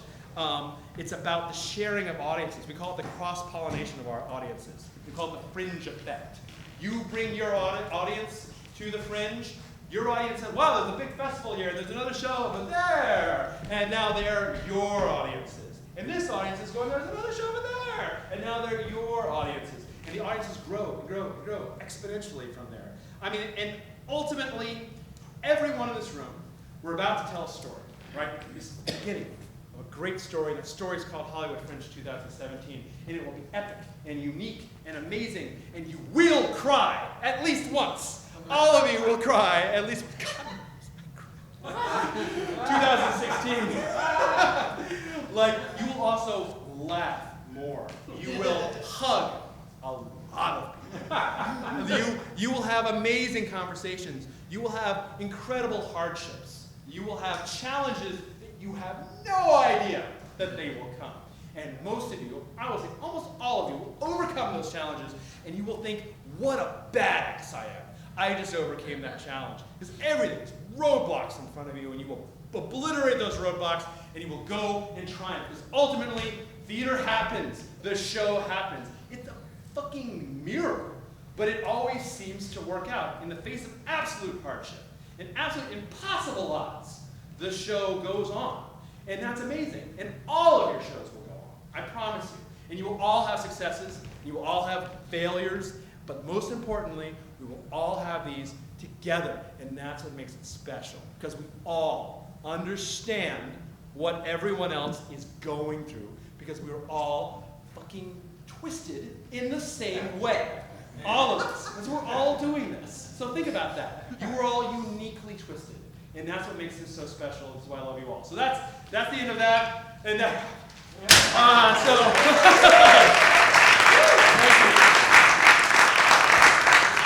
now, here's the deal. First of all, after this is all done, you're going to go, oh, you're going to walk away. Remember, there is a mixer a few rows down, and you're absolutely welcome to go with that. Now, everyone remembers kindergarten etiquette. If you have a question, please raise your hand. I will get to everyone, I promise. And when you stand, begin being producers by telling us all what your show is. Stand powerfully and project with your diaphragm what your show is, and then ask your question or address the rest of the crowd. It's up to you. It's a town hall after all. And yes, number one. Want me to stand up? Mm-hmm. Okay. I'm Lita Siskin. I have one act about homelessness called The Liar's Punishment. I have two questions somewhat related. One, tech help, tech availability, stage managers, people like that. How do we get them? Is that on our own, or does Fringe help us? And two, sorry to talk about the elephant in the room. Yes. AEA. Oh, that happened very quickly. Yeah. Sorry. Okay, fair enough. And it sounds like I hedged on the second one. I apologize, but I'm actually doing what I should be doing. So number one, tech. Tech. That's a good question. Well, let's ask the veterans. How do you find your people? Tiffany.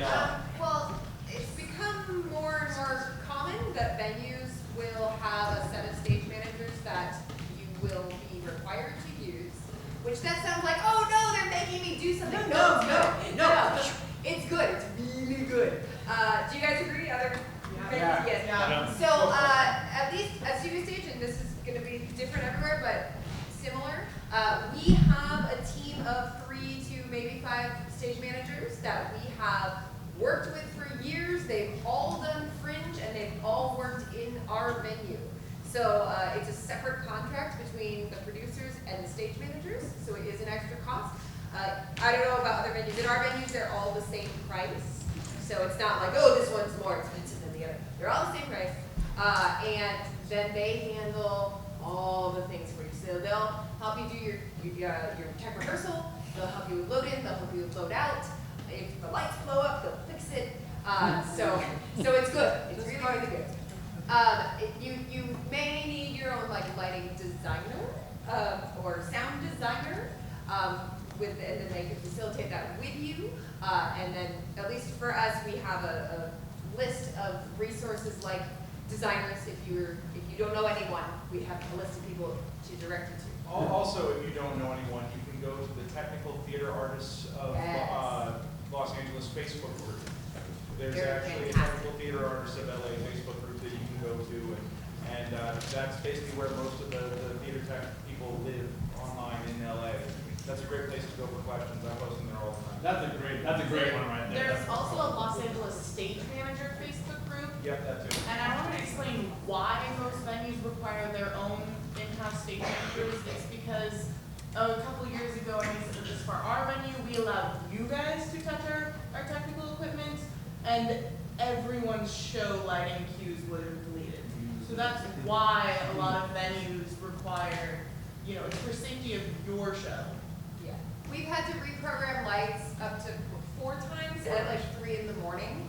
After we programmed, after we teched, before we opened, because another show came in before there were venue stage managers and erased it by accident. 4 times.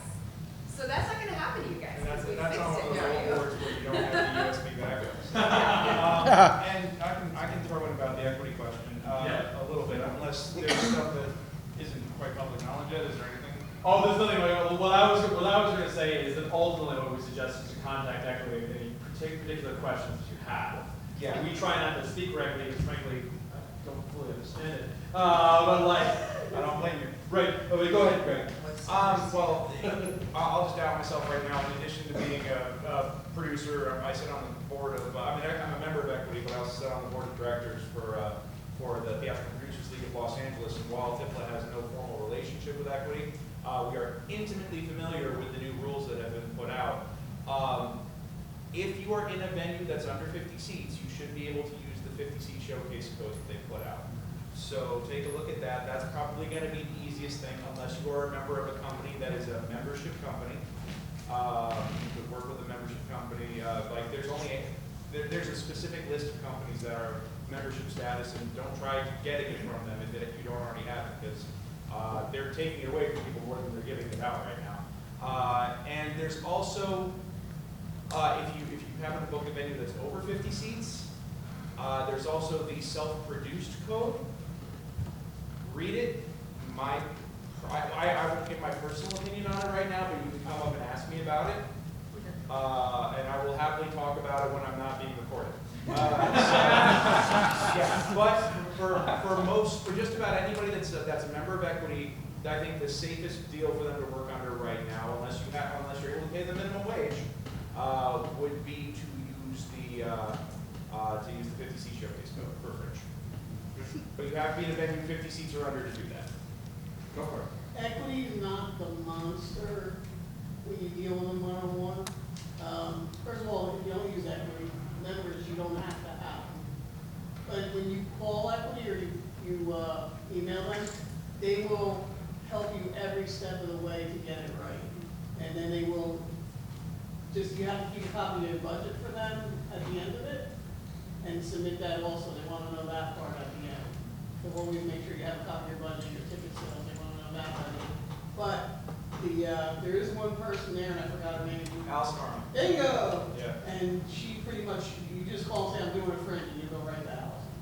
Yeah. She's really good at that. Oh yeah, and we talk to Allison every year, and they give us the update on what's going on, and I totally agree with you. Contacting them, I working one-on-one equity when I was in producing theater and since Fringe, they answer all your questions, they do try to help you. So that's what my advice is always, contact equity directly and see what your options are, and they will try to help you. They're not interested in you not doing your show. They want you to do your show. They want you to do your show in the rules that they set. But like the last thing they want to do is say, no, you can't do your show. That's been my experience. Last year, they sent me the wrong contract, and I did the math, and I'm like, I'm gonna go broke. And then I called her up, and like, I can't do this, you gotta help me out. She's like, no, we sent you the wrong one. And then I was like, okay, good, because they're only getting $35, so that works. And also, the tech thing, the town hall tech last year was the all-time favorite of my town halls. It was run by Corwin Evans and Brandon Baruch. And I gotta tell you, it was the least attended, and it was the most chock-filled with important information. And it was my second or third, I forget, that last year was third year. And I had questions that they answered there that I couldn't get answered before. And made sure it was my favorite one out of all of them, because they were so great about it. And hilarious. And hilarious. Yeah, they went all out. Make sure you attend it. That was the Yeah. least attended one. Big, strongly suggesting you're so right. It's the least attended one, but it is so invaluable. Because you're in there, you have, such a limited time with tech, and you want to juice as much as you can out of it. But otherwise, there's so many amazing shows, but it's complete nightmare. From a technical perspective, things just break down and don't work. Then it falls on basic ideas. All that now. Yes. And so, do you go to the tech workshop? Does that answer your question? Great. Yes.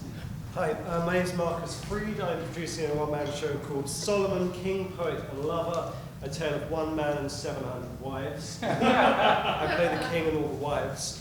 My question is about marketing budgets. In terms of your past experience, it's my first time at Fringe here. Say putting on 5 shows, 4 or 5 performances, 50-seater.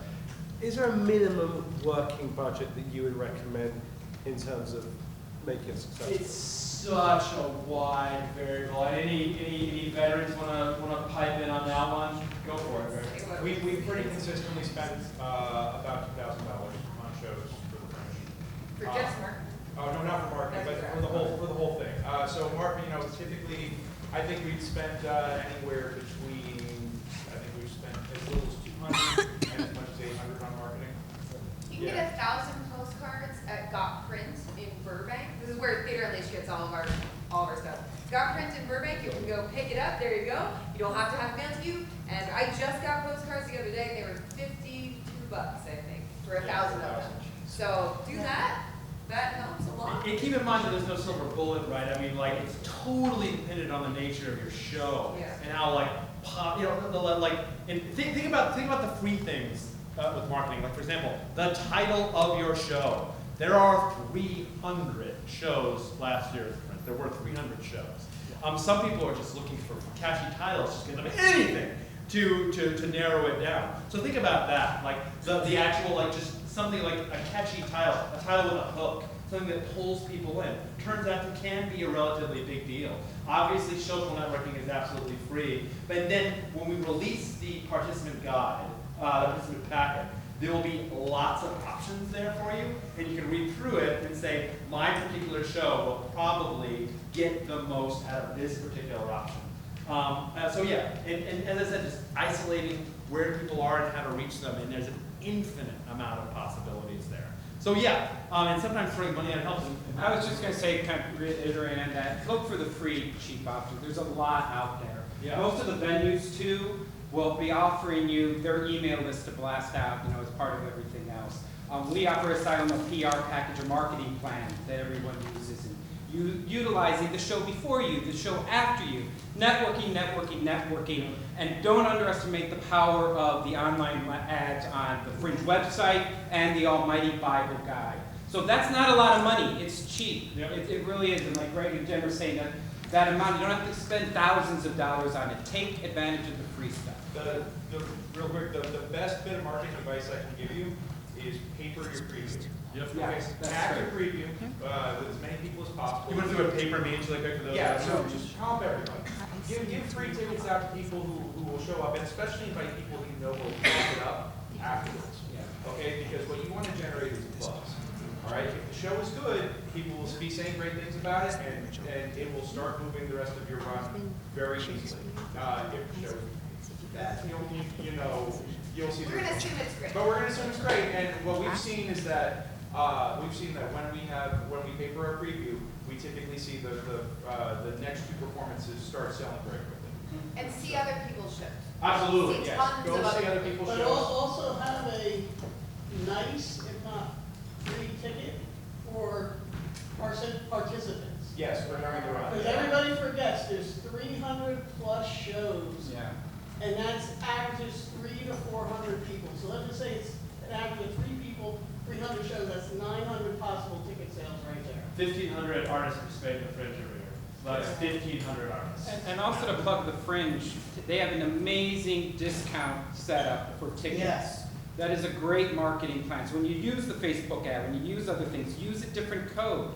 Use a different discount code for each of those things. Give them to your cast to give them. It's a tremendous site for that, and people, it really is part of the marketing plan. Yeah, absolutely. If you use discount codes, you can also allow you to track how effective those codes are. So you can see how many tickets you sold that use that code, and you can start to determine which of your marketing options are the most effective. I used my Middlebury code because I went there. I'm just looking for Middlebury students. And I sold 25 tickets to this, so it's a pretty effective code to use. That's breaking out. But yeah, Greg. Oh, I have a proper question that I'd like to ask. Oh, definitely. Yeah. Oh, well, along with cross-promoting with other shows, maybe doing flyer swaps in your programs, it's a very smart idea to let all the Fringe interns and volunteers, all the Fringe volunteers know they can see your show for free with availability. Oh, absolutely. They can show up at your show if you have any available seats let them in, because the volunteers that work throughout the festival talk to everyone about the show. Yeah. It's very true. They talk a lot. And the panel discussion people, all the veterans, all the venues, obviously you want to cop those people too, because they're the ones that people go up to and say, what show should I see? What should I see? So watch those panel videos and come to the panel discussion. And especially the next one, you want to know about marketing, come to the next one. Yeah. Oh, more questions? Yeah. Yes, Greg, you had a question? So, you've already heard enough of me, but just to recap real quick, I'm Greg Crafts. I'm running, with my wife here, we're running Studio Stage. We're also producing, through our company, Theater Unleashed, we're bringing the Spidey Project, a parody of Spider-Man to Studio Stage this year for the Fringe. And my question is, do we know where we're all going to be drinking? I knew it. Not yet. Next question. Not allowed. Well, I know. You guys don't know yet. No. We'll make that announcement. Yeah. Where Fringe Central is going to be hasn't officially been announced yet, but it shall be. And it will give you plenty of opportunity to know where it is. So, like, in the next month or so, I should say, absolutely. We'll know exactly where we're going to be as a social perspective. Fringe Central, for those of you who don't know, is the sort of party venue. We don't do shows, but we do a cabaret almost every night, a cabaret that you can participate in for other people that go to Fringe Central. So you have a cabaret, and we'll talk about that later. If you have a cabaret type show that fits that sort of mold, song, dance, comedy, physical theater, that sort of stuff would work. Like Lear wouldn't really work so well at cabaret, something like that. But other things may. We'll give you a little time on stage at cabaret to do it. All the time at the Fringe Central, we have parties there, drink a lot too there as well. Everyone apparently still smokes. I mean, this is weird. It's like the only place on earth. Anyway, so yes, thank you for asking, Greg. Welcome, sir. So, hi guys, my name is Kara, and we're doing John Stamos as my baby daddy, and have a combination of, what's the word for Well, it? it's two plays in one show. Yeah, but there's another word for it. Immersive. Immersive theater, yes. Yeah, immersive theater. Okay, here. We have a new The category. audience will actually move around and that sort of thing.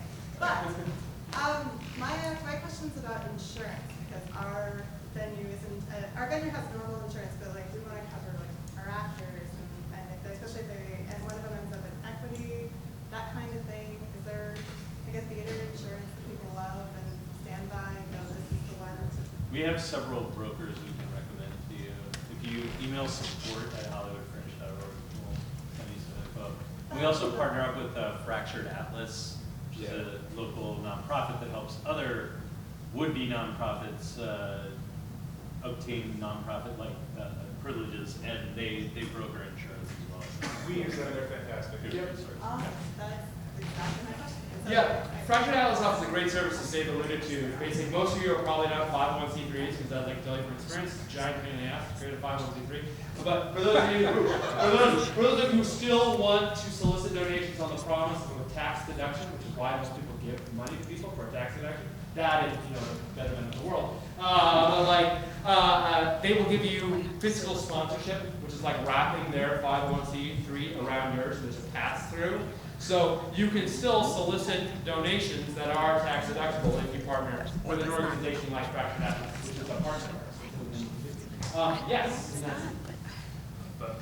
Hi, I'm DJ Pucha. I've got a play called Inversion, which is a drama about the dating world. I hope one day people will be comparing to dating liaisons, private lives, betrayal, and closer.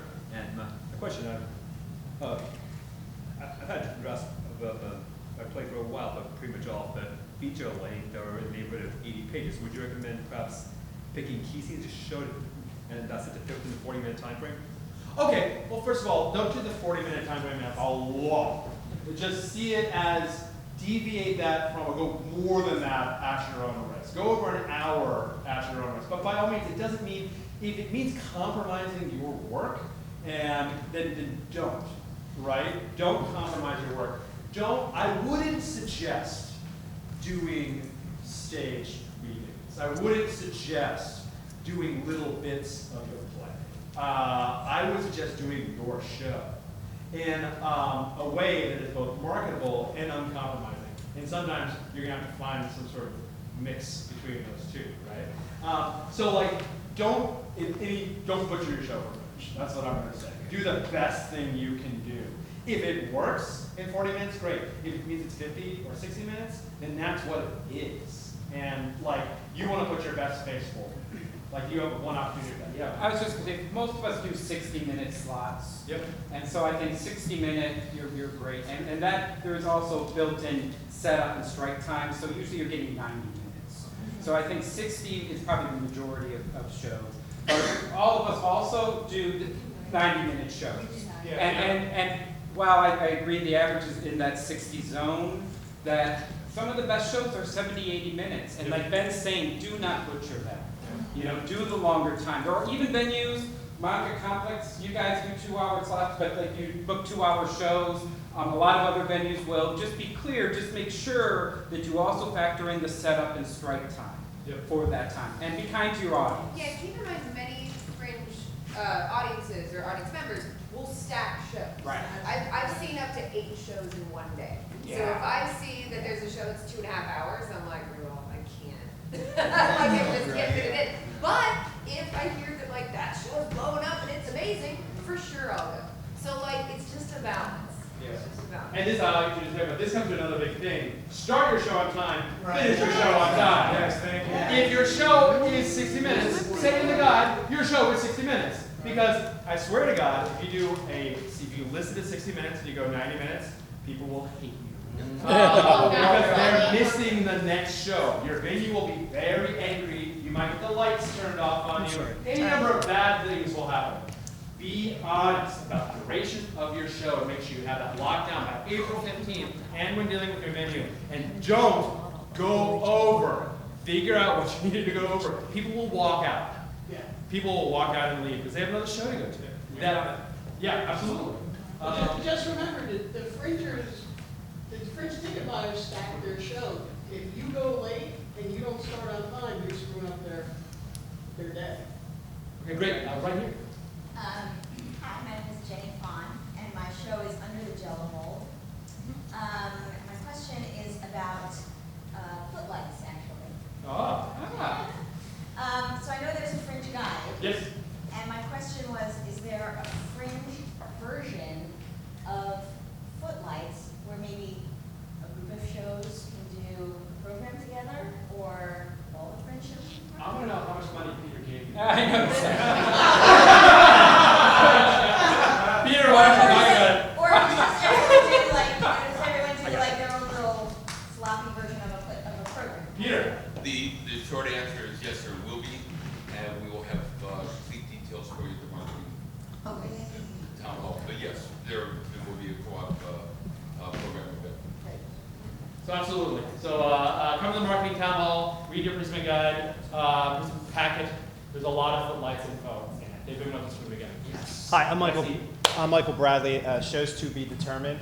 Do you check rights if we Is it want actually to? Sean called to be determined? Or is No, it? we're still Okay. trying to figure it out. If we get a play that we need to get the rights for, obviously, Yes. do you check the rights, and does the venue check the rights? Well, I'll say this: we do not check the rights. But you know who does? Samuel Fringe at all. Like dramatists, they check the rights. Right. And like we had to do this a few times. It's very, very sad.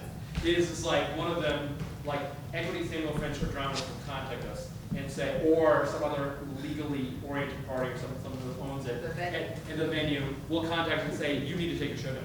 Right. No, I just did This Is Our Youth. I got the rights and all that, but I just want to make sure that someone was checking the rights so that there wasn't any issues. If it was the venue, if it's not you, It's just up to us. Fundamentally your responsibility to Right. make sure you have rights to the show you do. And if you don't, someone else will point it out, and then you will have spent all this money on marketing, registration, and rent, much of which is not refundable, and you'll be screwed. So definitely it's a good question. Make sure you have those rights locked down. Yeah. Second thing, if two groups want to submit the same play, Yep. you said it's non-curated, Yep. do they put both of you guys put both of them up? Absolutely. Okay. Absolutely. All right. Yes. Yes. And then I see you. And then I see you. Yes. Me? Yes. Oh, okay, great. Hi, I'm Chris Valenti, and I have a show called Narcissity, the Social Media Shaming Musical. Good try. Thank you. And my question is about the, I don't think this is the Footlights. I don't know what Footlights is, so I don't know. But my question is about the program that we would be giving our audience. Is there a format for that, and can you talk about Is that? there, okay, so Footlights, first of all, if you've been in New York, you know what Playbill is? Yes. It's that, for LA. Okay. That's what Footlights is, I think it's fair enough. Now, the program that you give out is entirely up to you. Like, for example, as Peter just said, you can work with Footlights, and you will have some options there on that. You might also create it yourself, which is what a lot of people do. It will look not as professional, most likely, but it is a cheaper option for something to do. It is fundamentally up to you. Some Fringe shows have none. Some Fringe shows just put, like a board where they put the individual shots of the actors. My venue is the Hudson Theater, and they have a format. Okay. I don't know if you guys work together. Footlights works with Hudson. You've probably done this before. Have you heard of the Hudson Theater? I'm kidding.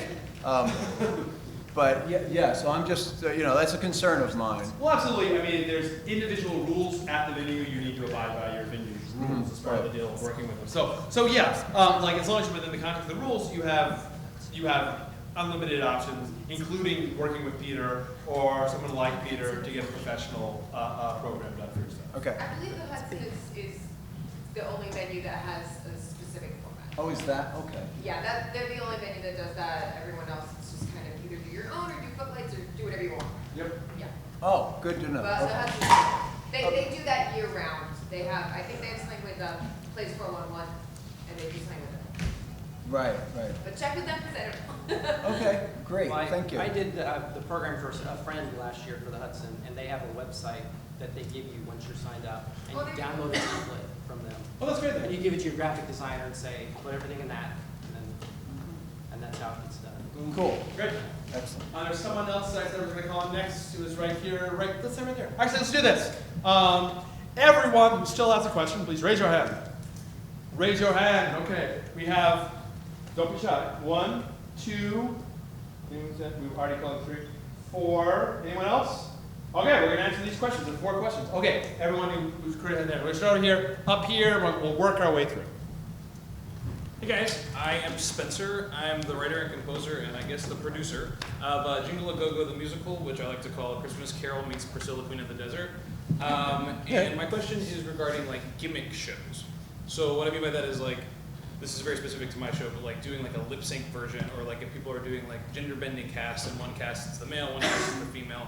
Do people do that? How do they promote like? Yeah. Yes, people do that. Shows are great.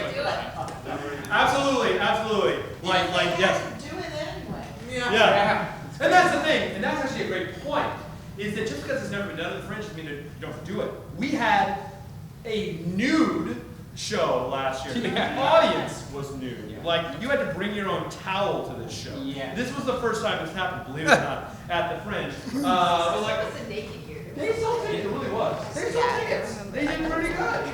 So it's like, being different at the Fringe is not bad. It's not like life where being different is the worst thing you can possibly do. Being different at the Fringe is amazing because it differentiates you from the other 300 or so shows. So be different. Okay, yes. Yeah. Hi. And then. I'm Francesca. My show is unnamed, but it's a combination of 2 solo shows. One about Joan of Arc, and the other about Livia Santa, who's an African woman that's paraded around Europe as a freak show because she had a fat ass in the early 1900s. You find out how they compare when you see the show. So my question is about the scholarship. You said is the diversity the only kind of scholarship there is? Because I checked the website and there wasn't a link to a diversity scholarship. Okay, I yeah. wanted to clarify. The diversity scholarships are listed at hollywoodfringe.org/scholarships. So those are the diversity scholarships. So all of this, so there's only one application, and yes. if you apply, you are applying for it. Yes, exactly. Now there's two types of scholarships. So, like number one is the diversity scholarships. Number two are the WeHo scholarships for LGBTQ shows. Okay. So that's different. So two links. One link is hollywoodfringe.org/scholarships. That's a little confusing. That's the diversity scholarships. The other link is hollywoodfringe.org/WeHo. Those are the LGBTQ City of West Hollywood sponsored One City, One Pride scholarships. So two different types. That's your question. Yeah. Great. And this. Hi, my name is David Roy. I'm going to play In a Room with Bronson, about Britain's most violent prisoner. And my question is, if you book a venue, can you and you sell out, or you need another venue? Can you get another venue, or is it in the contract to stay with one venue? I don't know any contract for a venue to say you can't book another venue. Like, right, yeah. You can add performances whenever you want. If it's past April 15th, it's not going to be on the guide. So you can add performances wherever you want. We've had people with very successful runs. This is common pattern. Very successful runs, big sleeper hits, like book more performances near the end of the Fringe because they just so much demand and they want to fill it up. It doesn't need to be at the same venue. The first year we had a show 3 venues. Yes. Like we had an international show come and do it at 3 venues. So like you absolutely do not need to be in one venue. It's by far 99% the most common pattern. But some shows book multiple venues because they're looking for great time slots. So that is an option. And how about advertising in other venues? Is that getting a bit confusing? Or you're not allowed to do it if you put in posters up or postcards? Yeah, just postcards. No Yeah, just posters. no posters. Just Oh, okay. Yeah. In different venues, promoting your show at another venue. It's venue by venue. Like Fringe Central, we give you poster space. A lot of and all flyers for the Fringe. A lot of venues only want flyers because there's limited space. It's not because they're in dicks. It's because there's limited space. Only want flyers for the shows in their venue. Some venues don't have that. A lot of venues, posters no good. Yeah, so again, it's just limited space. Fringe Central, because we create it every year, we purposely have space for posters. So you will at the very least be able to put a poster up at Fringe Central, and we should say exactly how big they are. And is not like that! So that's a limited space. Does it go? Is there a limited space, obviously, in the Fringe Central? Oh, sure, Yeah, sure. 24 by 36. Thank you. 24 by 36 is the largest. Yeah, and how is there a lot? Does it go pretty quick? Do you have to get? We'll send out an email saying everyone come with their posters. So again, we need your email. We've never turned anyone away. Yeah, I don't think we've ever turned it. Okay. Exactly. I can follow up that and give do you it, a question do it. on that. Tie in my question. So, it's something to keep, first of all, I don't want to deter you from jumping different venues. I know, like Greg and Jen, you guys are looking doing shows at different venues. I know you're already booked. We have 2 different shows though. That's true. Good point. Good point. But for spreading out, and I know about your show, and I know you're already booked, so I would love to talk. But the thing to keep in mind with is you're going to have to pay most likely 2 insurance costs, and you're also going to need to pay 2 double tax. Yeah. So, but I would add, as a segue to what about encores, is along with, I should first add, as a producer this year, I'm producing along with Mike Blaha from Fringe Management, Pick of the Fringe, which is a show once a week where we go out and pick the best shows each week and give a little taste, 10 minutes of each show. It's like a curated cabaret. Yep. So we're doing that, and it's also kind of a prequel for the Encore Awards, which while I produce, it is with all these wonderful venues who each run their own venue that will extend your shows for 1 or 2 performances in July. And at that point, sometimes if your venue's not part of it, you can bounce around to other venues. Venues host other shows. It's also a time, to your question, that if you have a shorter version of the show and you want to do a longer, a lot of times the venues will let you do that longer version of the show for the encores. If you're interested in the encores, we're starting early, so if you go to theaterasylum.com, theater with an ER, there's a form there to get your information in. All of us will access it, have a list of all the shows, we all check out our shows, and it's a great way to spread your love around, to get that extra chance for press, to do the longer version of the show. So hopefully all of you check it out. And it's free. There's no money up front. It's usually a split at the end. How many shows did we all see last year? Wow, that's a great question. We saw, out of the 300 shows, I think we were in the 200 range. You saw 200? Yeah, I think if you add, because basically we all see All all, together. it's all together. Right. Greg and I have an ongoing battle with a number of shows, and we're always hovering in this year. How many last year, Greg? This year. Last year, we were out of town in the middle of the festival. Yeah, so I they- saw 25. yeah. But the year before, I saw 68. Yeah, and this year, it's good you guys are doing the venue, which is, I'm so excited about these guys running the venue. This is so great that they're, with all the producing experience doing a venue, so definitely check it out. Thank you. Yeah, definitely. Thanks. Who else has a question? Any more? I think it was a couple more questions. Yes? I just had a comment about rights. Yes. Just so you guys know, California is one of the few states in the U.S. where when you apply for rights, they actually contact the writer of this play, so they take longer to get, and then they keep track of who has applied for them, that kind of So thing. do it now. So the same performance of something will happen in the same zone because they keep track of all that. Yeah, I got them in a month, but that was even over the Christmas holiday with dramatists being out for 2 weeks. So we got it turned around pretty quickly. Yeah, but it can take, depending on the playwright, it can take a while. It can get lost. Like Shanley, he takes a while, things like that. That's great. Thank you. That's so start now. Like everything, preparation. Any other questions? Last chance. On time. 10 o'clock on the nose. Thank you, everybody.